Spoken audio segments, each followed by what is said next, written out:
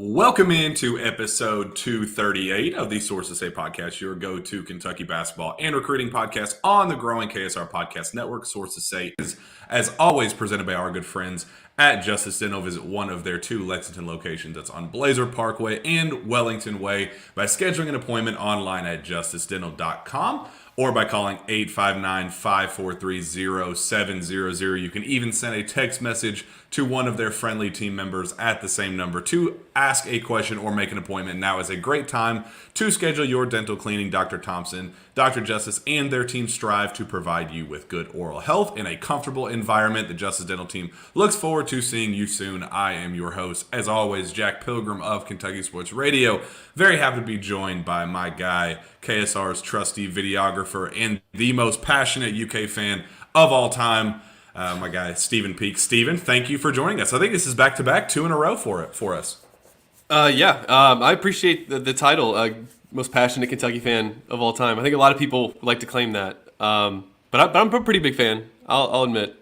Dating back all the way to when the first heartbreak, 1997 against Arizona. I was all in right after that. Well, I always appreciate your passionate take. Sometimes, when you get into the grind of the season, you kind of get consumed with the X's and O's and the numbers and just the daily grind that comes with this, and you kind of get disconnected from the passionate fan side of things. So I appreciate you kind of holding me accountable in that regard, where it's like, all right, well, this is where you got started. Like, you got started as a passionate UK fan, and why you even started doing this to begin with. So I appreciate you always coming on and kind of lighting that fire under me as well. I think we need a platform to be able to get those fiery takes out. So you definitely keep me young in that regard. Keep you young. All right, good. What are you, 25? Yeah, definitely. Yeah, we'll ignore that. So you are back. We are here to break down Kentucky's 71-68 win over the Mississippi State Bulldogs down in Starkville. But really, even less about that, but more so what's coming up. Kentucky is set to face off a rematch against the Tennessee Volunteers at home at Rupp Arena on Saturday. What that game means, and even less about the individual game and what the X's and O's behind all that, but big picture, what's ahead and what Kentucky needs to do to A, make the NCAA tournament, B, what they have to do to make a run in the NCAA tournament. That's why we're here, to break it all down, look at the numbers, look at the resume, look at what's ahead. So real quickly, neither of us, we got this road trip off for a change.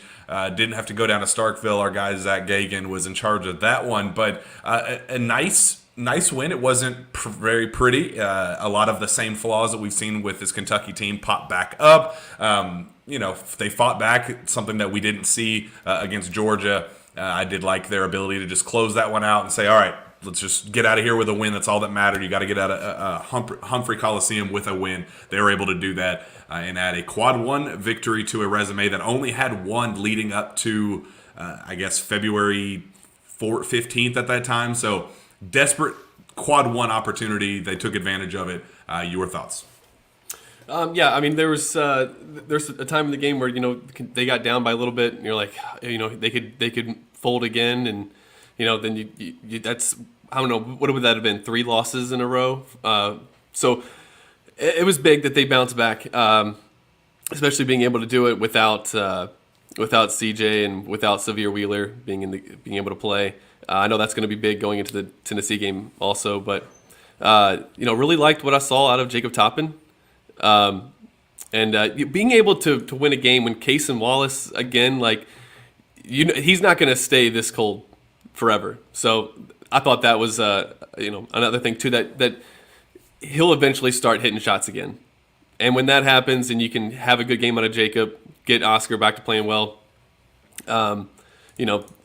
this team should be able to make the tournament, but we'll see.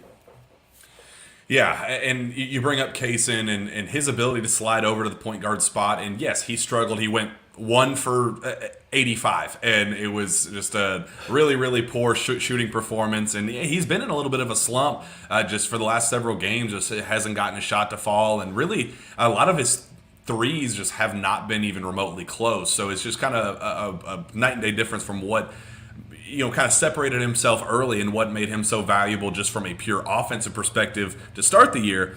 But now his value is coming as a playmaker, where he goes 11 assists and 1 turnover. Steven, I thought he had a brilliant playmaking performance. I thought his court vision was unbelievable. I thought he did an amazing job of working the pick and roll, finding Oscar for easy looks, found Jacob Toppin for a lob, got some highlight plays going, found the open three. Like I thought that was his best playmaking performance as a pure point guard that we've seen from him during his time in Lexington. Did you see the pass he made? I think it was the first bucket of the game. It was a pass to Jacob Toppin where it was like, how did he even see that Toppin was open? I mean, eyes in the back of his head kind of a play. And the way he was able to thread the needle on that pass also. If you guys are watching this, go back and watch that first play and watch what Cason Wallace was able to do there. It was really impressive. That was the first bucket of the game. I totally agree with you that Cason was able to help us or help Kentucky win us. I'm not on the team. But to help Kentucky, I would like to think that. But to help Kentucky win without putting the ball in the basket. And to do it on the offensive end, like you said, 11 assists. Is that what you said, right? 11 to 1 assist turnover ratio. Wow. I mean, that's pretty efficient. It's brilliant. I mean, it's brilliant. And that's what I trust. He's built up so much equity with me, Steven. Like, he's done so much right this season that I trust him to get it figured out. Like, he's in a shooting slump and his shots just really aren't even that close right now. But he does everything else so damn well that I'm like, all right, well, I'd take a 1 for 13, 1 for 14 performance out of him every once in a while, because I know that he's going to bring it defensively. I know he's going to force a couple turnovers. He's going to get a couple blocks. He's going to emerge as that go-to playmaker that this team needed, especially with Xavier out due to injury. So I love what Cason brought to the table, even though he was, probably the worst scoring option for Kentucky. Definitely the best playmaking option and got everybody else involved, and most certainly everybody else did get involved. 4 finished with at least 13 points, 18 for Oscar Tshiebwe, 16 for Jacob Toppin, as you said, 14 for Antonio Reeves, and 13 for Chris Livingston. I'll have you kind of pick a guy that you want to talk about and who went well, but my guy, Chris Livingston, I thought it was a brilliant, finally a breakthrough performance for Chris. 13 points all in the second half. And it was a little bit of magic from the bench and kind of from an unlikely source. Tyler Eulis kind of coming in the clutch and bringing his coaching presence, put on his coaching hat, saw a mismatch. He was being guarded by a 6'2" guard, and I think Tyler kind of spoke up and said, "Cal, mouse in the house, go get that guy. Chris is 6'7", 225 pounds.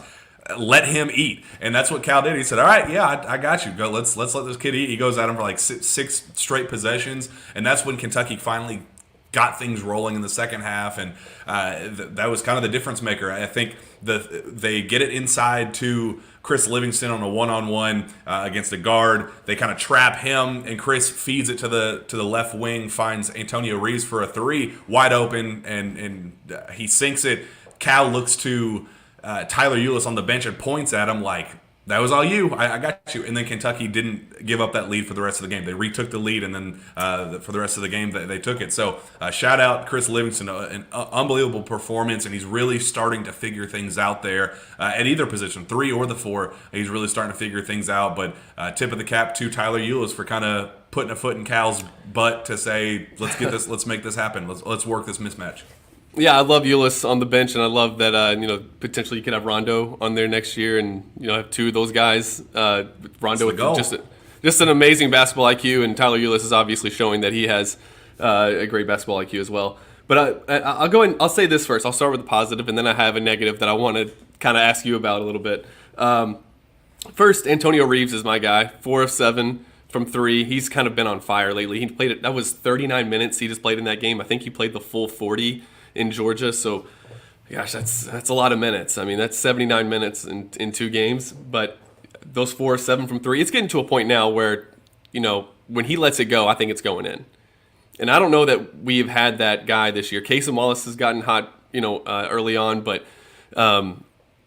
when last year, at least in the month of February, when he let it go, I was like, that's 3 points. I feel like that now with Antonio Reeves, and that's why I was so shocked that he missed the front end of the bonus. Yeah. And that kind of gets me to the negative from this game, and that's like, what happens late in the game? You're up by 13. You're kind of cruising, and everybody, you could see it on Twitter. I was actually scrolling through some of the tweets that I liked the night of the game, and everybody saying, keep your foot on the pedal. Do not play stall ball. Do not take the air out of the ball. Well, why do we do that? It feels like, why can't we just, okay, you're up by 13. Let's win the game by 26. No, we're up by 13. Let's get out of here with a win. Seems to be the mentality. Why is that? Because they did have to get out of there with a win. And I get it. I understand, like, big picture, when we were kind of teasing Cal earlier in the year about the grind, we got to figure out how to grind. When the team was already grinding things out and the pace was already as bad as it was, and Cal said, well, we got to figure out ways to grind out wins. And all of us were like, no, like, we're trying to speed this up and we're trying to score points, not grind it out. What are we doing? And it was easy to make fun of that, but there is something to be said about, the March Madness mentality of, we just got to figure out ways to just get out of here with a win. You'd like to do it maybe with 4 minutes to go when you're up by 13, not 10 minutes to go. So I understand the mindset of, look, we just got to get out of here with a win. If you jack up shots quick, if you run recklessly, you pass recklessly, it can lead to turnovers, which could lead to momentum the other direction, scores the other way. I understand playing cautiously and saying, all right, well, we've done enough to win. Let's reel this thing in. But there is also something to be said about, you actually have to win that game. Like, you can't just take your foot off the gas and ultimately lose the game. So I would also like to see them just get shots off. Kinsel made a good point. They were gassed. You look at the minutes. I mean, it was like 36 to 39 minutes for those 5 guys. So yeah, that's a legitimate argument.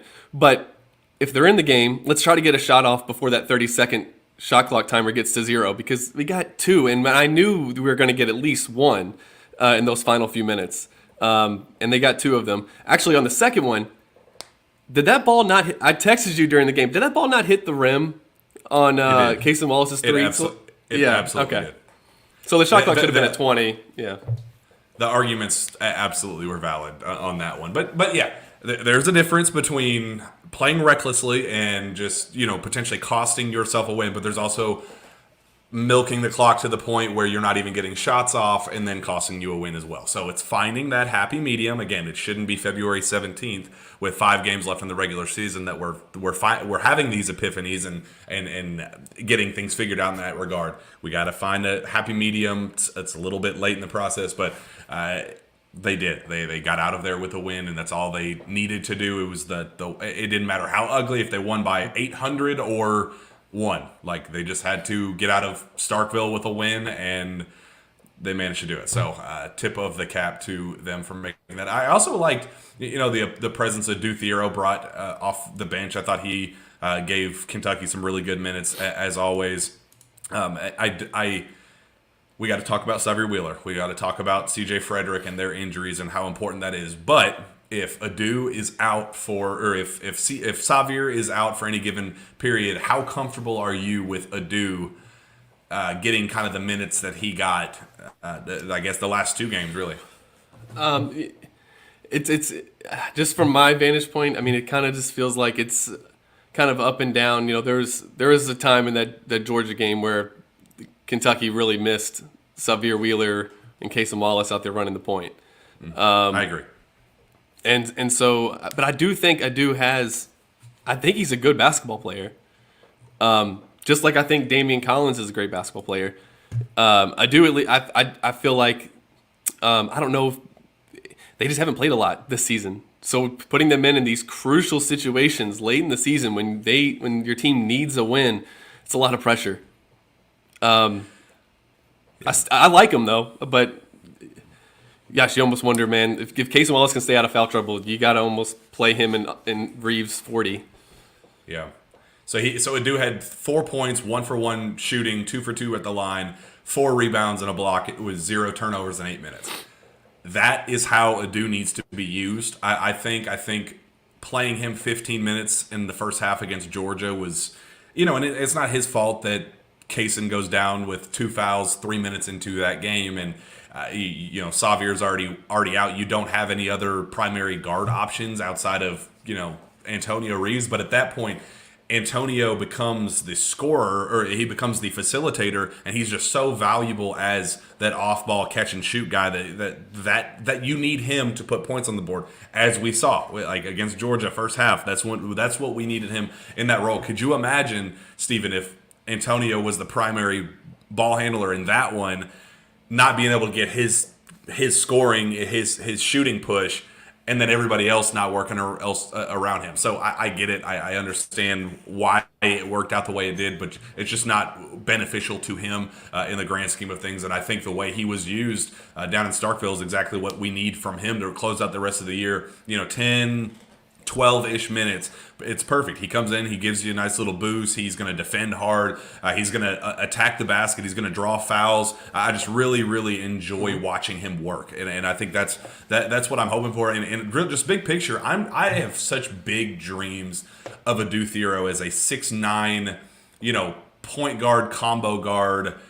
What do you do to guard him type of guy in Lexington? Like right now, you're just kind of seeing him find his footing like a baby deer, like just kind of barely figuring out how to walk and run and kind of finding his footing. I think next year and hopefully beyond, I think Adu is going to be a hell of a basketball player, and just knowing what he is and figuring out what type of basketball player he's going to be, what position he's going to be. It's going to be beautiful chaos that I'm very much looking forward to seeing long term for sure.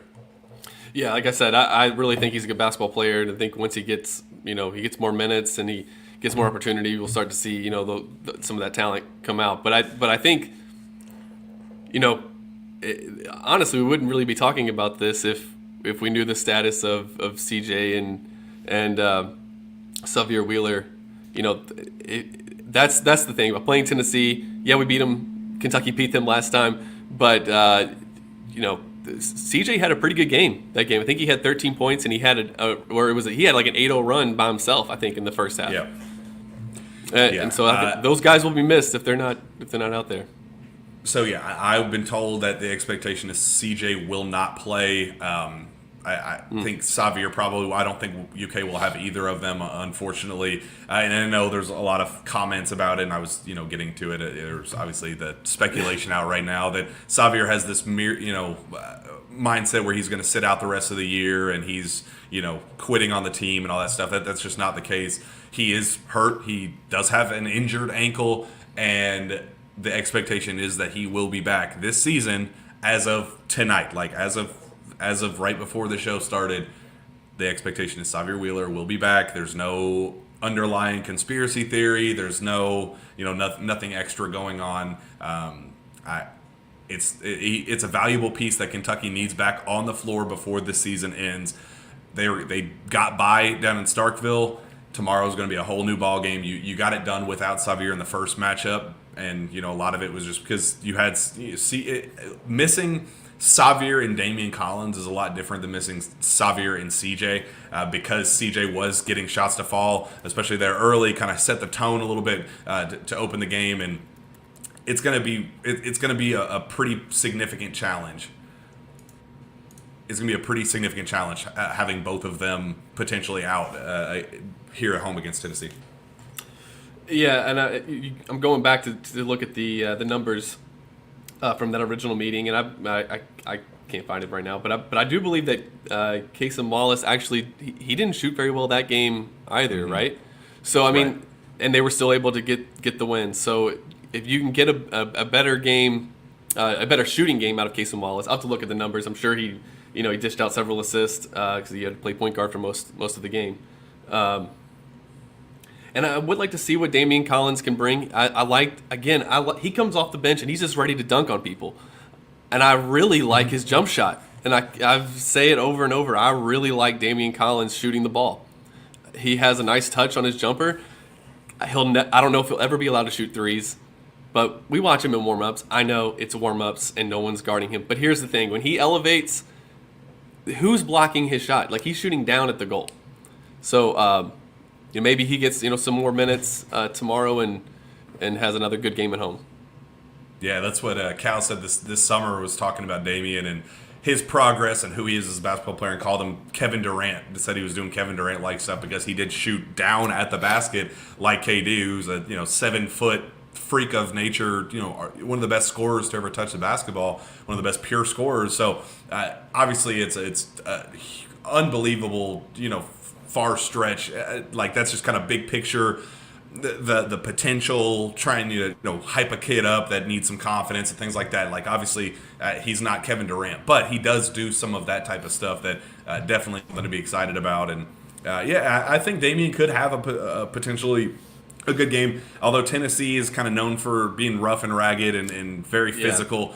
This needs to be an Oscar, dominate the post. The way Kentucky won last game was by dominating on the glass. And I remember that was right around the time, Steven, that all the scouting report stuff, that the coaching staff wasn't doing their job in terms of scouting teams and things like that. So there was like a big topic of conversation. Everybody was wanting to bring up, how prepared is Kentucky for these games and things like that.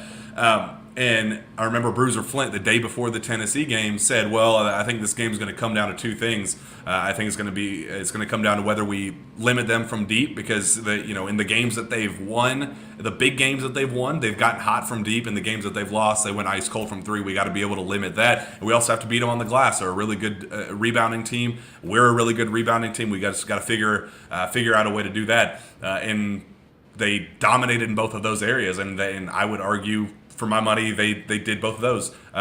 Held Tennessee to 3 of 21 in the first game, 14.3% from deep overall, and then won the competition on the glass 43-23, a plus 20 on the glass. I don't see that happening again tomorrow. That's kind of an anomaly, but the mindset still remains that if you kind of beat them at their own game by just kind of playing that tough-nosed, hard-fought style of play, this is a beatable Tennessee game. They lost 3 of their last 4 before this most recent win against Alabama. They are vulnerable in those areas, and if you can capitalize on that and just kind of be better at what their game is, while just doing whatever Kentucky does, even okay to fairly well, if they can do both those things, this is a very winnable game, and a game that, again, I hate to keep dragging on about this and must win this, must win that. But yeah, we still are in that.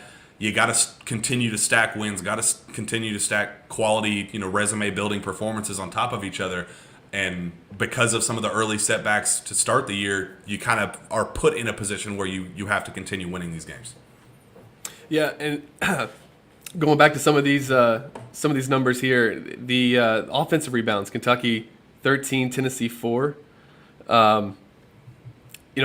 I remember Drew and I were at that game. We both went into TBA, Thompson Bowling Arena, thinking there's no way that Kentucky was gonna win this game. I think they were coming off that loss to South Carolina at the time, and and got down early, but they really did, as the game played out, kind of match up with Tennessee well. Tennessee, of course, was a top 5 team at the time, but you really thought, Kentucky's not. Even if even if Tennessee was hitting shots that game, it just felt like Kentucky was matching them pretty evenly. They shot 3 of 21 from 3. That's not very good, but Tennessee's not. That's kind of what Kentucky wanted them to do. They're not a very good 3-point shooting team, so make them shoot threes. But going into this game, it's weird. They haven't beaten Tennessee twice in a season in the last 7 years. That's wild to me. I think Tennessee's beaten Kentucky twice more recently. And that's where all the hot takes were coming out, that Rick Barnes owns John Calipari, and that's kind of after the SEC tournament this past year, that was kind of the narrative that Cal just has not been able to beat Rick Barnes for whatever reason. I think that's why the win in Knoxville, because of the desperation factor of how much of a must win it was at that time, because that was right right in the midst of Kentucky's biggest difficulties. You needed to win that game, but it was also a narrative win. Just from a PR perspective, just getting that monkey off your back with Cal. That just Tennessee is just had his number for whatever reason in recent years. So yeah, that number, 7 years since being able to beat Kentucky twice or beat Tennessee twice in the same season, pull off the season sweep. That's a heck of a stat, and it's how does that make you feel going into this one, especially knowing knowing what was at stake for both of these teams going into this matchup. They both went on a bit of a cold streak, lost back-to-back games, and then kind of had a pretty signature win going into this one. Both teams are kind of at the same spot, just in terms of current momentum. So, curious your thoughts, your thoughts on that. Well, yeah, I think that it would make sense, wouldn't it, if that streak ended this season? With everything how wonky the season has gone, that this would be. It's kind of like when Kentucky ended the losing streak to Tennessee in football in a year that they finished 5-7. It would just be perfect to do it that way. I don't care how good teams have been. You come into Rupp Arena, it's hard to get a victory there. I don't care how good you are, unless you're South Carolina. But it's typically too coming soon. in. Yeah, but let's be real. Although the fans that were there were loud, that was not the same building even that we saw against Kansas. And I think you're going to see a pretty good environment tomorrow. That crowd in the Kansas game, where I was sitting in the second level in the press area, it was shaking throughout the game. It wasn't exactly like that for South Carolina. So I do think that the fans, are going to bring it. I think that, there's a home court advantage for a reason. And, if you asked me this after the Georgia game, this is a loss. But just riding these waves of emotions throughout this season, I'm going into the game tomorrow confident that they could pull it out. Cautiously optimistic. Sean Wagner says, can we hit enough threes without CJ to win? I think that is a pretty significant storyline because of the difference that CJ made in that first one. Kind of just, he set the tone, he got the shots to fall, and, really kind of shut down the momentum that Tennessee was trying to get. And, I thought his presence was crucial, to not have him and to not have Xavier Wheeler either, as the kind of change of pace, tempo guy in a game like this where it is kind of a rock fight. Tennessee does like to get in these rock fights, and, to have Xavier kind of be that change of pace guy. Those are two really crucial pieces and valuable pieces that could have made a big impact in a positive way. And I'm curious, does Kentucky have enough firepower without either of them to pull off a win? Well, you look, CJ, obviously just his presence on the floor is what Cal always talks about. Even if he's not shooting well, Cal wants him to keep shooting because it keeps the defense spread out. He shot 3 of 9 from 3 in that game. So I definitely think that you can get that production out. I think he hit his first 3 though, right? Or it might have been something like really that. Hot. I think that's what And then I know he had one that was like super unlucky, like 5 feet from the basket, and it went off the glass, and then around the basket, in and out. But yeah, I definitely think that you can. I like the way Reeves is shooting the ball. I don't know how many threes you want Jacob Toppin taking. We love that mid-range jump shot at Kentucky. Not a lot of schools are doing it. Kentucky, they're doing it. They're doing a lot of it. But I'm looking at the points scored. Again, Cason Wallace had 0 points. He had 5 turnovers and 6 assists. I think you're going to get a better Cason Wallace tomorrow. I really do. And that's a game. Tennessee was the runner-up in his recruitment. So going to Knoxville, the school that you picked, Kentucky, over a team that you did respect and a program you did respect so much, thrust into the starting lineup for the first time as, the only option with Xavier out, that one was a pressure filled game that I thought, even though he shot poorly, I thought he did do a lot of other things well. And in that environment and in that setting, I think he did a heck of a job. But I agree. I do think TaylorMade says, let's be honest, Tennessee played awful in Tennessee. They missed 4 or 5 layups, but Kentucky didn't play a perfect game either. Like, it was an ugly slugfest rock fight that one team had to win, and Kentucky made enough plays to do that with kind of a slower second half, and Cason not shooting the ball as well as he needed to, and things like that. I think I do agree. I think Cason is going to be. I think ready he only for this shot moment. like three times that game. Yeah, especially after the cold streak that he's been in the last several games. It just feels like Cason is bound for a breakthrough very shortly. He's been doing everything else really well, but I feel like a 15-point 7 of 12 shooting game is coming for Cason or something like that. Yeah, and I think if you can get that kind of production out of him, he's got to show up for one of these big games. I thought, like you said, he played a good game, a good enough game on Wednesday to compensate for the lack of scoring. But he's a really good ball player, and we know that when he gets to the NBA, like, we're gonna be watching highlights of him going, man, where was that? It would be nice to see one of those games, and this would be a great time to do it.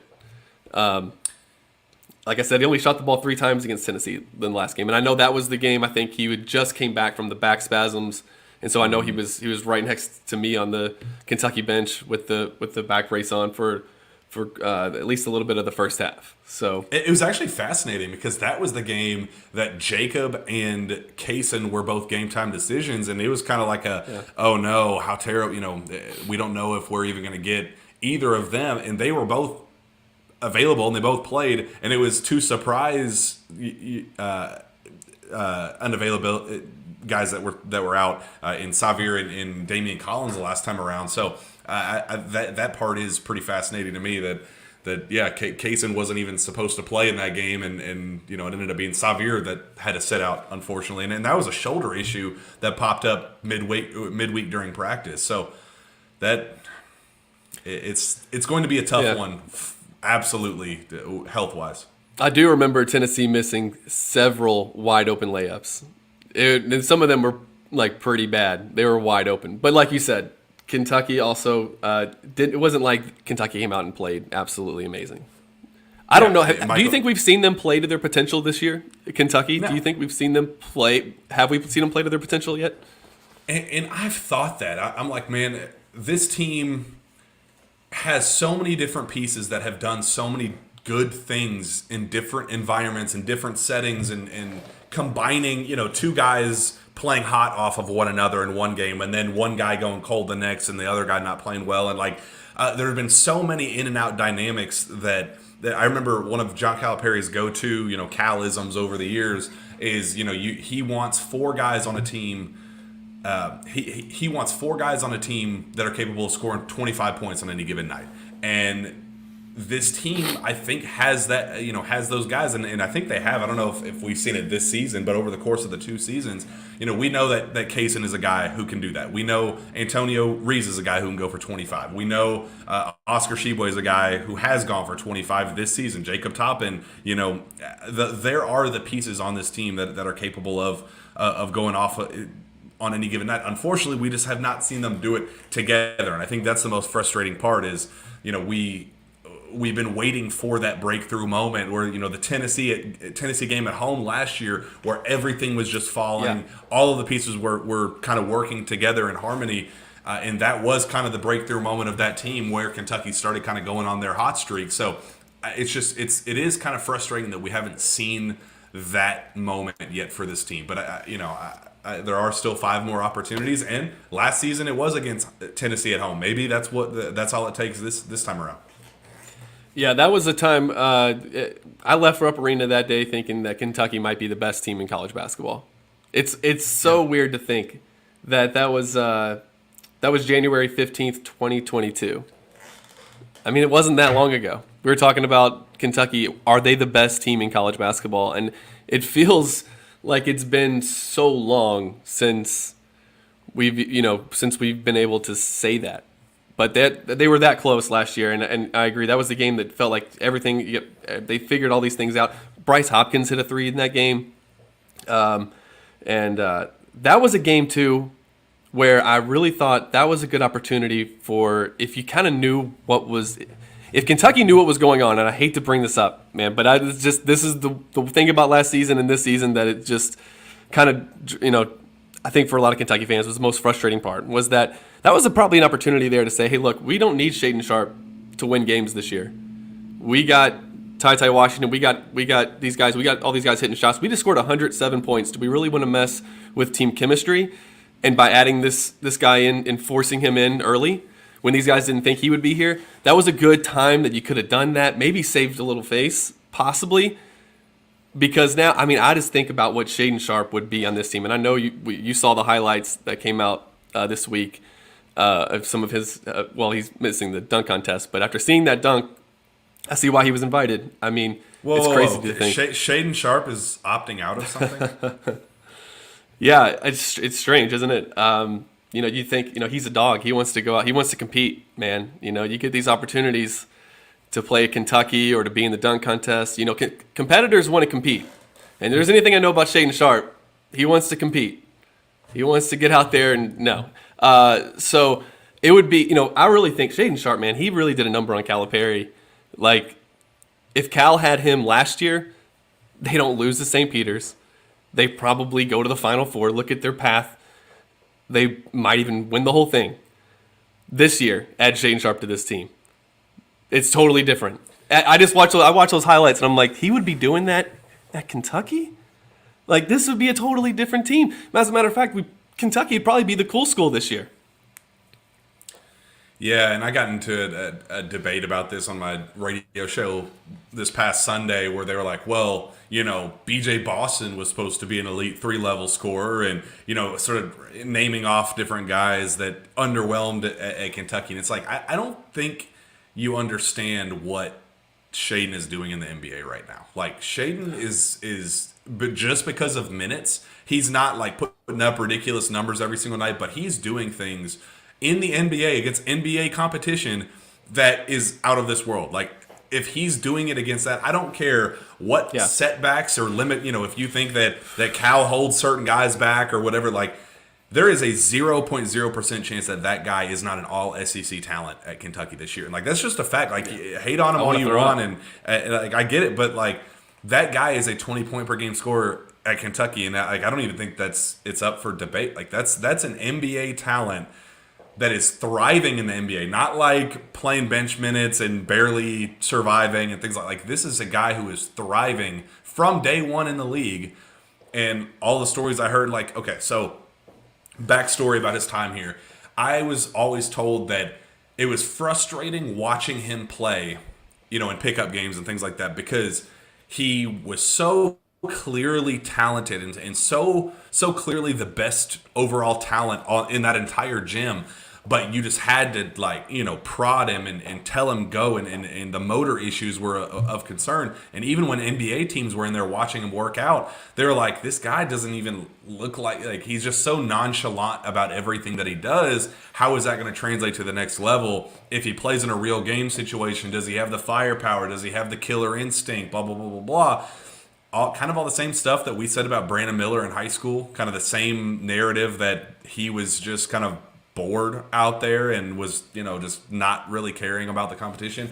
And it's kind of unfortunate that I think that was probably the case with him, where he was just better than everybody else out there as is, and he knew that he could step on an NBA floor like yesterday and put up 20 points on any given night. So I think that's where the frustration from on my end comes from, is I did hear that he was that talented, that I did hear that he was an NBA talent. Maybe he didn't have the motor that you wanted, but he had all the talent in the world to be that guy.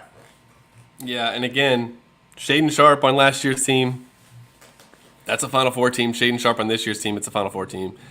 Just hearing you say all that just makes me it makes me a little sick, honestly, because just to think about what the conversations we've had all season just we would not be having them if he suits up and plays this season. Yeah, and I think the frustration is because Antonio Reeves, like, there was a very brief overlap where Shaedon had entered the draft, but was still telling everybody, it was one of those without an agent type deals, and he was still telling people around the UK program that he was planning on coming back, and his family was saying it was coming back, and UK was working under the assumption that he was returning, and still recruiting, Antonio Reeves. Like, I mean, it was a very small window, but they were. The idea at that time was to bring Antonio in and be kind of that microwave Lou Williams, kind of Jamal Crawford guy off the bench type deal, and be the spark plug scorer while Shaedon is kind of hooping and being a superstar in the starting lineup. And you think about it, and you think Antonio Reeves has been sensational. Like, I've been really successful. I've been really excited about his success and how he's been able to find it, and how it has been a pretty seamless transition from Illinois State. Like, yeah, some hiccups, but I think for the most part he's lived up to the expectations and the hype. But it was never supposed to be an either or type of deal. Like, it was supposed to be Shaedon as the main guy with Antonio as the complementary scorer piece, and I think that's where the oh dude, like, how do you not get all warm and fuzzy inside thinking about now sick, but thinking of what that possibility was supposed to be. That was a Final Four team, and it's hard to argue that. Well, it's I don't want to talk about Shaedon Sharpe. I know somebody said here, no use in worrying of what could have been, and that's true. But just there is an alternate reality out there where possibly where Shaedon Sharpe does play on last year's team or comes back. And doesn't reclassify and has to come back and play this one season, and things are very different. I think the attitude towards Calipari is very different. I agree. Winning just cures all of that. So 9-16, St. Peter's, all that stuff is still there. But if the team was rolling this year, if they were in the top, it wouldn't be as and really. Because, like you said, it wasn't a Antonio Reeves or Shaedon Sharpe. That this was it would pretty much be this team, correct? Plus Shaedon Sharpe. Yeah, and I mean, would have taken a lot of heat off his teammates too. So and John Pirine said, but then why not go after another transfer when Sharpe left? And it was like they could have gone after a 15-point per game scorer at Pepperdine or something, but that's not replacing a top 10 draft pick who is already very good in the NBA. Like, it was super late too, wasn't it? That he announced it was late.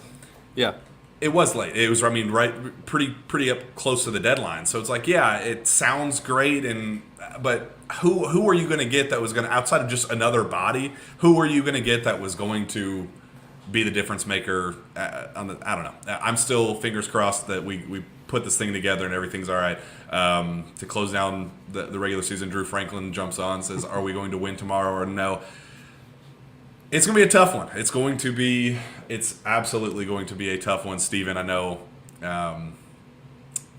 things worked out in Kentucky's favor the first time around that led to their win. It was kind of a combination of Tennessee sucking at what they were good at, while also Kentucky kind of doing better than we had seen from them at what we hadn't been very good at leading up to it. So I get that.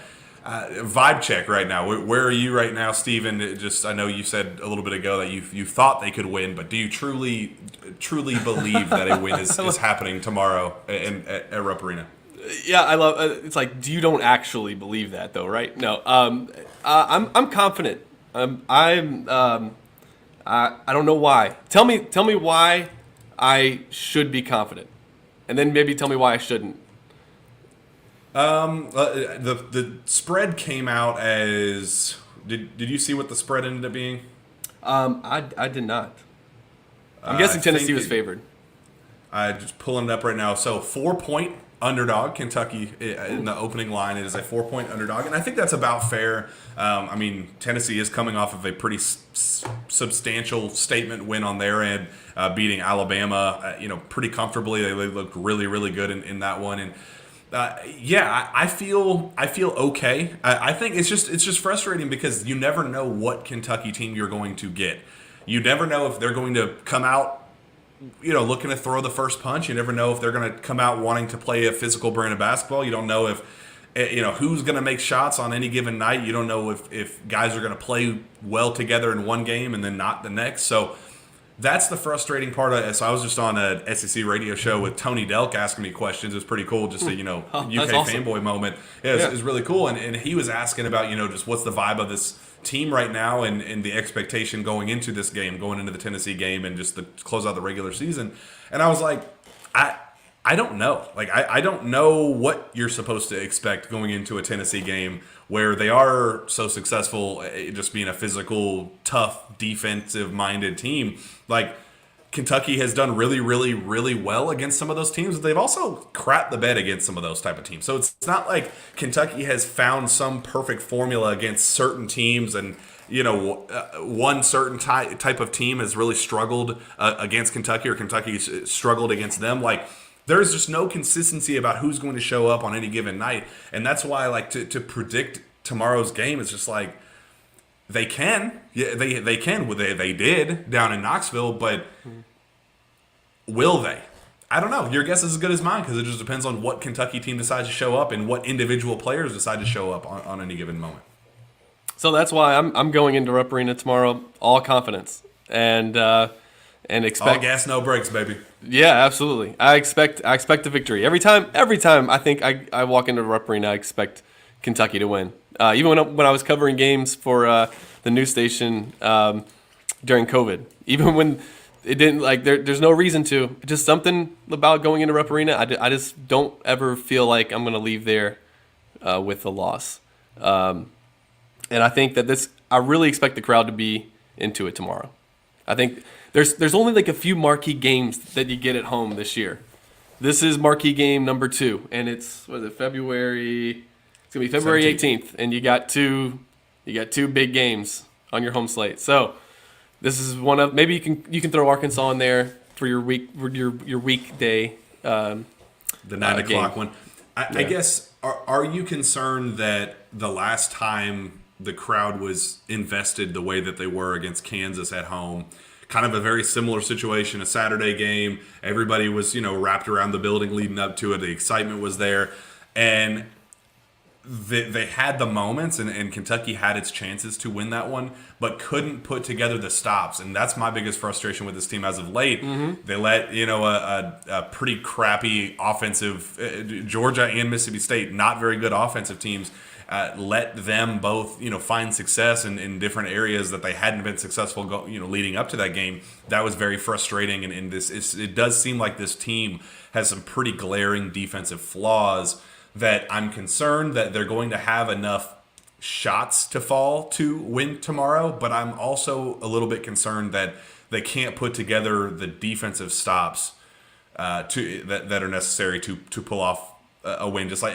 exactly like what we saw against Kansas at home, where they had a strong first half and they did okay offensively, but just couldn't string together stops in the second half to pull off the win. And I was going through Brandon Ramsey's Twitter account. He's I love his positive energy. It's pretty good. Nobody more positive. No. And I kind of wanted to talk about this. I said the Wildcats are averaging 1.099 points per possession over the last 10 games. Even in losses, offense has not been the problem. And it kind of goes to what you were saying. I mean, even when the offense is, it stops stuttering and you have 5 or 6 possessions in a row where you score, which was what happened in the Kansas game, well, you also gave up 5 or 6 possessions in a row. And Kansas hit, I think, 3 threes, whereas Kentucky, I think, got all 2s. So not only did you didn't make up anything, actually you lost ground. And, it's a concern. Calipari's teams have always been great defensively. Where is that coming from? Because they have all of the physical tools to be elite defensively. Like, it really doesn't add. I mean, it's easy to kind of see, single out Oscar for, his struggles and, in the pick and roll and in those areas. But it's not limited to just Oscar. Like, everybody on the team is having way too many miscommunications and lapses and things like that. They have all the physical tools in the world to to be at least good. Like not even shoot. I'd take average at this point. They haven't even been average. I just is it just limited to a mentality thing? You think, Steven? Yeah, I don't know. I mean, there's a few times when you see when a guy gets beat or he's got him on his hip and you have that 80-20, just give him 20% on the shooter so that, you don't completely leave him. And, we're seeing guys just go with the shooter and then they got a wide open layup. I know Cal, loses his mind when you leave a guy open for a three. But I think the bigger problem for Kentucky is they don't really have a rim protector. Oscar's not that guy. And I felt like in the Arkansas game, Collins came in and was able to be that a little bit. Onyenso and Collins both are probably just not ready. And I think that's one of the issues. Again, Tennessee got to the basket against Kentucky quite often in Knoxville. They just didn't finish their layups. So I do wonder, again, I am not one of those people that says if you just go into a zone, then all your defensive problems are fixed. I don't believe that. However, I do think in switching up your defenses every once in a while, maybe if you're getting burned on, man-to-man and pick and roll and stuff, I don't know. Are there other options? Are there defensive schemes that could defend against that? And let me ask, why is it that Cal is, again, he's had great defensive teams. Why, though, is it that we're just going to just let teams get layups? He's watching the same games we are. Especially when it's the mindset of, we're going to let you score on us in the same way over and over and over again, but no, we're not going to change things up. We'll get things figured out eventually. But when you do go zone, and Cal has thrown it out once in a blue moon, but when he has, it's always been the mindset of, we're going to give up one open three-pointer, what you get one zone buster out there and they take advantage of it, and then we never see it again for the rest of the game. So I just don't know why he hasn't been as, I hate agreeing with Chris Mack because he's Chris Mack, but there was a lot of truth to, it's not going to hide all of your deficiencies. It's not going to just mask all of the clear, just whole real flaws that this team does have on that end of the floor. But it at least gives the opposition something to think about. It at least adds a new layer of stuff, for the opposition to go, all right, well, we can't just keep attacking in the same way that we have over and over and over again. We at least have to, think one extra step or two extra steps or whatever. It creates that dynamic of at least something is changing. At least I just don't understand the mindset of just doing the same thing over and over and over again, knowing that you're being exploited, outside of just subbing out Oscar when he's getting destroyed in the pick and roll. Like, you can't just use that as your crutch because you need Oscar on the floor. Like, you do. You have to figure out a way to have that happy medium of understanding that he is very bad in some areas, but that he's also the best in college basketball in others. Finding that happy medium has just been way too difficult for this team this year, and it's kind of troubling that we are at February 17th, going into February 18th, against a top 10 opponent, and those questions are still very glaring and are just kind of staring us right in the face that UK could get exposed in that area once again tomorrow. Well, I know that if you're Calipari and you got these guys that you have pro aspirations, and is there anybody on the team that doesn't have aspirations of playing professional basketball when they leave Kentucky? So I understand, especially when he's trying to recruit the best of the best and get, he likes those players who are good enough to go after their freshman year. How much time do you spend teaching them a zone defense that they will not use at the next level? I understand that, and it's probably, if your players first, then you won't waste their time teaching them that, or making sure they're really good at it. I get it, yeah. And so I'm not saying that they don't go over it in practice. Obviously, I have no idea. But I'm just saying I understand that in the limited hours you have with them, is that the thing that you are going to try to, is that the thing you're going to try to get them to learn in the few hours you have with them? Or maybe you can learn an out-of-bounds play and see if there's better out-of-bounds plays out there or something. I don't know. But there's that I think is why we don't see it as much as we would like to. Because you notice that when a team goes into a different defense against Kentucky, we have to at some point call a timeout. So at least if by switching up defenses at the collegiate level, unless you just got, really 5 guys out there who know how to, all right, they're in 1-3-1 and let's roll. We know what, you're probably going to force the team to call a timeout at the very least. Mm-hmm. You might force them to a couple turnovers and just keep them on their toes. Like, if they know I'm just going to get a bump from the top of the key and try to just kind of read the screen and see if I can get to the rack, that then they're just going to, like you said, they're just going to keep doing it because it seems to be working. And every coach keeps saying, they keep exploiting it. It's weird that they say it out loud like that, and that I'm sure it gets back to. What are you going to do about it? Like, it's literally like they're saying, we know how to beat you, and they're like, yeah, and then Kentucky's like, yeah, good job, you do. You think, stop. That should not be in a press conference ever again. That should not be said by another coach. We should not hear Rick Barnes going, well, we've been seeing on film how easy it is to attack Oscar. That conversation or that interaction with the media should not happen. Or having your own associate to the head coach saying, well, Alabama didn't exploit anything. Everybody knew that Oscar can't defend in the pick and roll. It was is that the message that you want out there? Yeah, you didn't prove anything. We already knew it. Yeah, we already knew we sucked at that. We weren't going to try to fix it, but we wanted people to figure it out first. We saw it before they did. Just very weird messaging there, but oh well. 4-point underdog. I think Ken Palm is projecting a 69-65 victory for Tennessee. Another low-scoring affair. I believe the over/under set at 133 points. Do you like 133 points there, Steven? 133. Yeah, I don't expect this to be the game where Kentucky gets to what was what Cal wanted to average. Was it 80 or was it 80 or 85? I don't think this is. Yes. Yeah, I don't think this is the game where that happens. So I'm pretty comfortable with where that's at. Yeah. So it's the script is what it is. The game plan is what it is. Tennessee is elite defensively.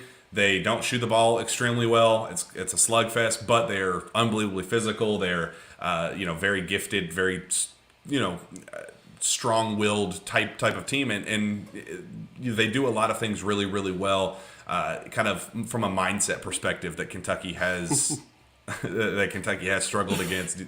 Drew says, "Does DJ Wagner duck the smoke or does he run up the chimney?" I like DJ a lot, Steven. I don't know about you, but nothing about the last 24 hours has made me dislike DJ anymore, I guess is a very PG way of putting it. Can I say it made me look, he didn't hurt anybody, right? Okay, so I don't want him throwing punches because then he can't play in games. But they did suspend Camden for the rest of the year. It's over. They canceled end of the rest of the season. So that sucks. Wow, that does suck. Yeah, that sucks for him and his whole team. They kicked both teams out of the playoffs, so they cannot run it back. They were trying to. They won it all last year. I think Camden's first championship run in 20 years or something like that, and they were going to run it back, and they were on pace to do that. And one little scuffle, and season's over. And look, I will say, all right, some behind the scenes. I'm surprised that this video didn't get out there because a couple people tweeted it. The spring, DJ got in a fight in Indianapolis up at the EYBL stop where there's this dude guarding him that was chirping the entire game, just talking trash the entire game, just over and over, every single possession. And DJ was like, "Come see about it. Meet me outside, let's handle this if you want to handle it." And they went outside and handled it, and it was just one of those deals. Unfortunately, we've seen too many dudes that have played at Kentucky that have just not been about it. Pardon me for wanting a dude that will put his money where his mouth is and show some damn toughness. I need somebody. How frustrating has it been, Steven, to hear constantly Oscar say, we need fight, we need fight, we need fight. I just wish somebody would fight with me. Nobody is wanting to fight with me. It's like, now you got a dude who's actually fighting dudes. Like, pardon me for kind of liking it, you know? Where was Bradshaw at in the middle of all of that? Was he involved? He was in any involved. way? He was holding back, and Okay. you know, he was. This one I think was blown a little bit out of proportion. It was ugly, not a great look, I guess, just from a PR perspective. But you know, they're heated rivals. It's high school. Like, it's not acceptable to just, you know, throw hands every chance you get in that type of environment. No. But the reason why it started was kind of, you know, they kind of gave a cheap shot to DJ, saw a cheap shot to his teammate, and DJ got, you know, rambunctious. He was something that happened to his teammate lit a fire under him. Yeah, that's I like it. refreshing. I need that. It's refreshing a little bit. And FT said it's the Camden boys. Lance got that fight in him too. Exactly. How dope is it whenever we see Lance come in the game and, you know, a dude kind of chirping in his face and like Lance kind of giving him the crazy eyes, like, I will kill you, just so you know. Like, I like it. I want my dudes to show that kind of fight and show that type of intensity. I love Lance it. was talking a lot of trash to the Tennessee student section in that last game. I loved it. And honestly, you know, DeMarcus Cousins was fortunate in 2009, 2010 in that Louisville game with the little forearm to Swapshire. But man, when you got guys like that that have that, like, you know, I don't want to say have that fight in them, but they I like seeing players that play with emotion. And in hearing that DJ was actually sticking up for his teammate makes me feel a little bit better. I mean, look, Cousins, I'm sure, got in several fights, and when he got to Kentucky, he was a pretty good kid. I don't think anybody has anything negative to say about DeMarcus Cousins in his time at Kentucky. So we can't have DJ throwing hands at center court at Rupp Arena. We can't. You just can't do that. It's like, okay, you got me there. But a guy willing to fight, a guy willing to will Rob Dillingham fight DJ Wagner about shot selection? Maybe. I mean, that's possible. Maybe. As long as I get it sorted. Look, there ain't nothing wrong with a nice little square up, you know, put on some gloves, square up, and take care of business, and, you know, brush it off. I like it. You know, it is what it is, and if that's what it takes to get, you know, two alpha male individuals like DJ and Rob to sort out their differences. We're making up hypotheticals about not like, yeah, I can see a locker room issue brewing already. No, that's stupid. Yeah. Oh, no. I like that. But it is. These are two competitive guys, like the person said, with tenacity, very competitive, and you know, John Wall playing with a little bit of chip on his shoulder. Like, I love all that. Yeah. I want to see these guys talking a little bit of trash. We saw it in we talked about it the last time we did this. The Arkansas players who had the same record as Kentucky, you know, hitting shots, and they're just barking at the Kentucky bench. I know Matt talked about it on the show today that the Arkansas players said something to Calipari. Apparently the players found it funny. Maybe it was funny.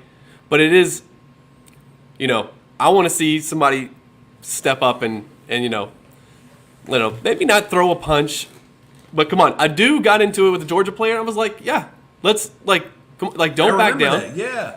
He a jump ball, and he was like, "I'm not giving up. I'm not giving this ball up." Yeah, they were both holding it. Yeah, it was. I love that. Michael TB, does that flopping loser Vescovi have any more eligibility? I'm sick of that guy. And I think Connor Riggs said over under 10 times Vescovi hits the ground. Bro,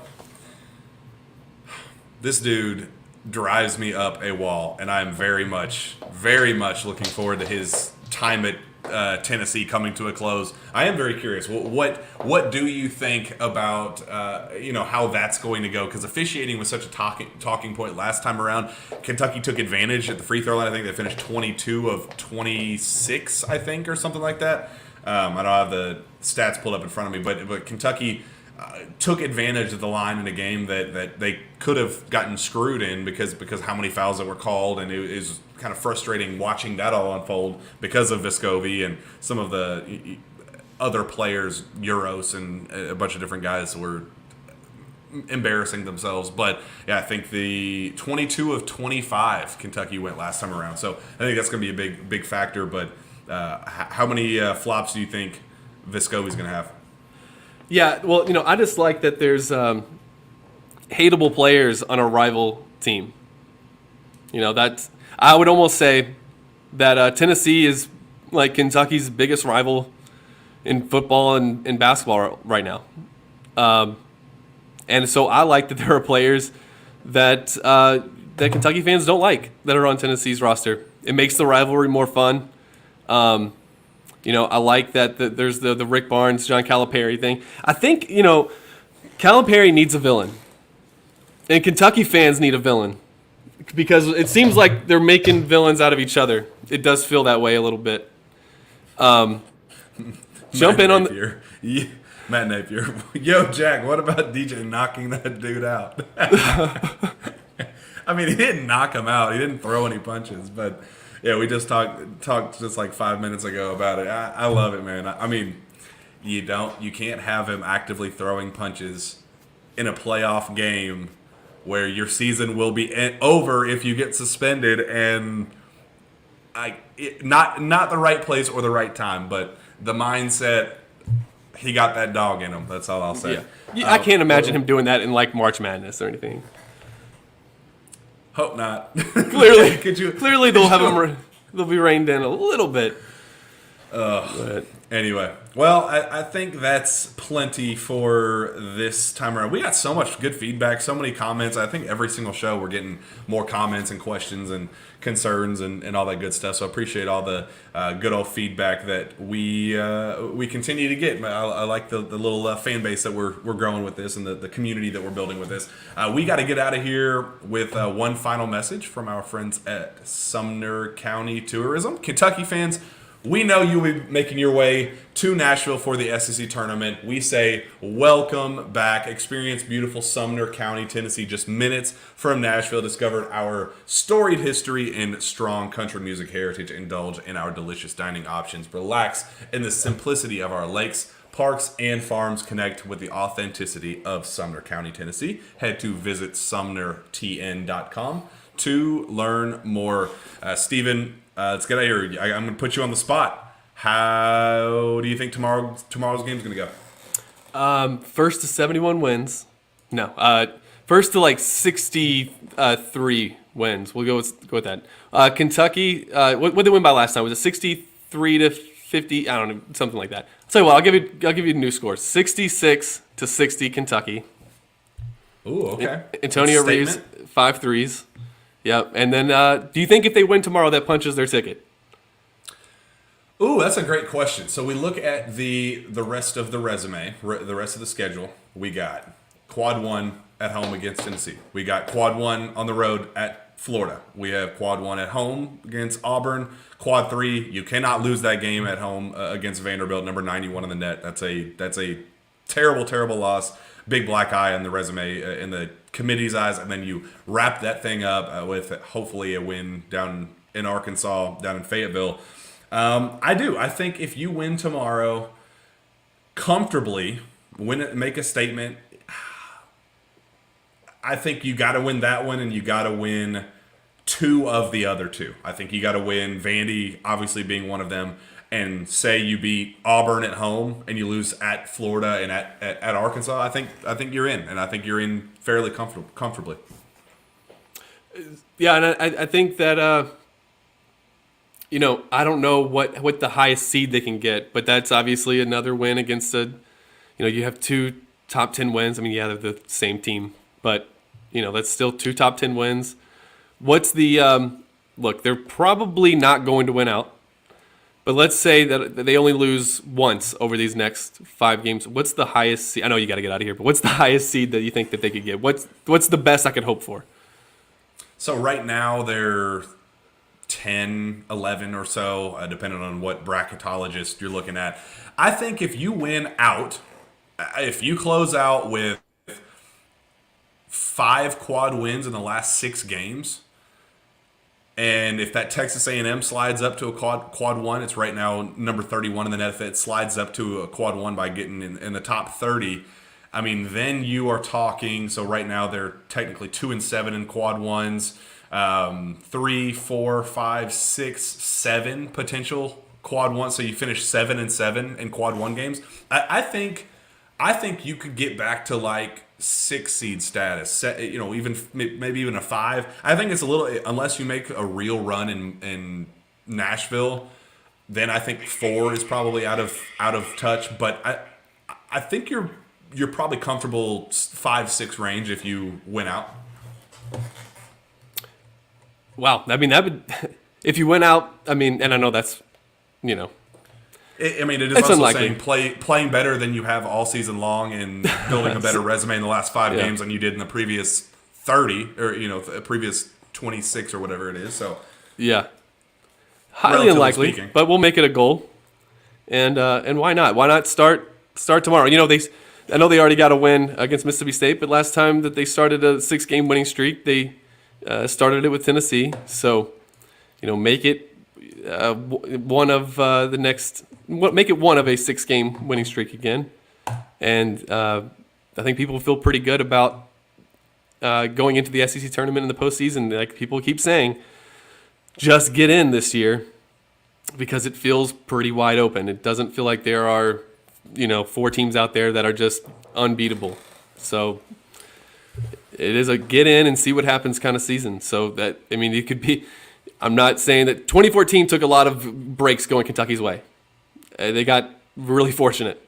But, I do feel like, you said it earlier, we've not seen them play to their potential yet as a team this year. It'd be a good time to start. Hopefully they get their start tomorrow afternoon. I don't know if I gave an official prediction, so I'll say 68-63 Kentucky wins and gets this little hot streak rolling that we're talking about. I like the optimism. FT says Cats win out the regular season. Bring it back to this comment when it happens. I love the optimism. Let's get out of here. With that, Steven, where can fans find your work as you're showing us? Sorry. The laptop died. So I had to go to that. My fault. All right. You can find my work on Twitter at Steven Peake KSR, but I prefer you go to YouTube, which is probably where you're watching this. If you're listening, go to YouTube, hit subscribe. I do see, Jack, that we get a lot of unsubscribed viewers that watch live, and they just don't, maybe off the show, we have to share the screen next time and show the subscribe button. It's right, you can't miss it. It's right below there. So you keep missing it. So if you can just go ahead and hit it this time, and I'd really appreciate it. Yeah, go on and hit that subscribe button. We cook up a lot of good content up here on this YouTube page, and continuing to come up with new ideas for Kentucky fans to consume. So hopefully you hit that subscribe button and continue to enjoy what you see. So we appreciate each and every one of our listeners. As always, you can find me on Twitter at Jack Pilgrim KSR. Reach out to me via email, jpilgrim@KentuckySportsRadio.com, and on a beautiful website called KSR. Plenty of good content rolling, and hopefully plenty of fun post-game coverage to come, hopefully after a win at home against Tennessee. We'll get out of here with that. We'll see you next time.